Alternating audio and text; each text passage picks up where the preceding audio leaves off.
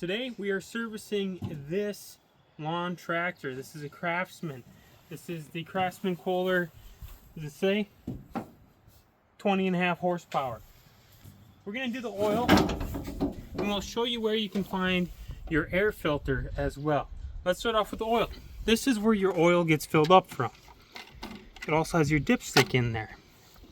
The oil drain is a tube, this tube right here, and you can know it is because it's a tube that goes all the way into the bottom of the engine. You can see part of it in here too.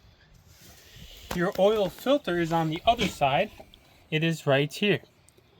The one we're using is a Mower M1 102A. This one will fit. They also make a bigger one that's a little bit taller that fits as well. But this one is the same size as the stock. So we're going to go with this one today. The first thing we're going to do, we're going to unscrew this, and we're going to go ahead and drain our oil.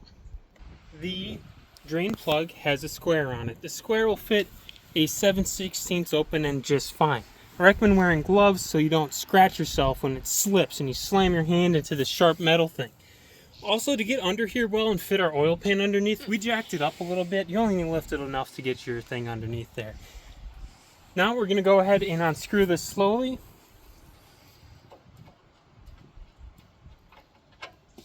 And let our oil drain. Right onto that fucking bar. Nice and dark oil. Way past due date. Now while we let this drain, I want to take a moment to mention to you guys.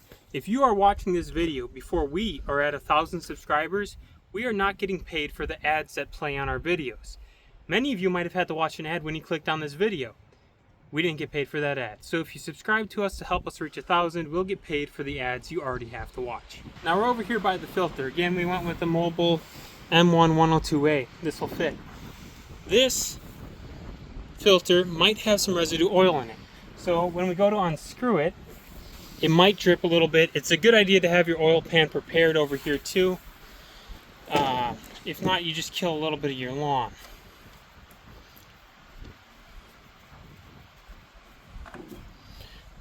Now I'm going to screw the replacement right on there. Normally it's nice to lube up the O-ring before you screw it on, but that surface that we're screwing it onto is covered with oil, so it's going to self-lubricate if we just, do this right here. No problem at all. So you can screw that on, get it hand tight, and call it good. Now this is a side mount, so we're not going to bother priming it either. Typically if you have a bottom mount oil filter, it's a good idea to prime them. Pour a little bit of oil in them before you screw them on. It would have mostly poured out if we tried to prime this, so we're not going to bother. It's not that big of a deal if you don't on this. And our other side's going to be pretty much done dripping now, so we're going to put that plug back in and fill her up. And reinstalling the plug, something you want to do is check the plug for any dirt, the threads. You want the threads clean, so it just screws in nice and it comes out nicer the next time. We're going to go ahead, get it started by hand to make sure it's not cross-threaded and it's getting screwed in correctly. Screw it all the way in and then crank it down with the wrench. Nothing crazy, just tight. Now that we have the plug tightened down and there's an oil filter installed in there, we're going to go ahead and refill our oil. This specific model takes 2 quarts if you replace everything. This jug has 2 quarts in it, so we're just going to pour this whole jug in there. But always check your owner's manual or the good old Google to see how much oil you should add to your engine. So I'm going to screw it down, I'm going to pull it out, and we're going to check where we're at. I'm going to wipe it off because that looked really messy. Let's check this again. That's where we're at. And we are well above the full line. This should be okay.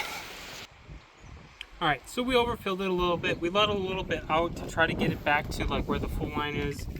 And where we ended up is our oil line is, you might not be able to see it well, but it's right in the word full. So we're good now. We did overfill it. That's why you check after you refill your oil, because you never know. The last thing we want to show you guys, just part of basic maintenance, is where the air filter is on this thing. The air filter is in the front of the car, front of the tractor here. It has a screw. This is hard to see.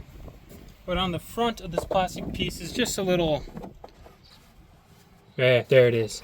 Just unscrew this. I'm screwing it on. This is how you screw it off. And this piece comes off, and then here is your air filter. Right in here. So if you'd ever like to replace your air filter, this is the piece you would take off and replace. We're not going to do that today. We're just going to change the oil. It really needed it.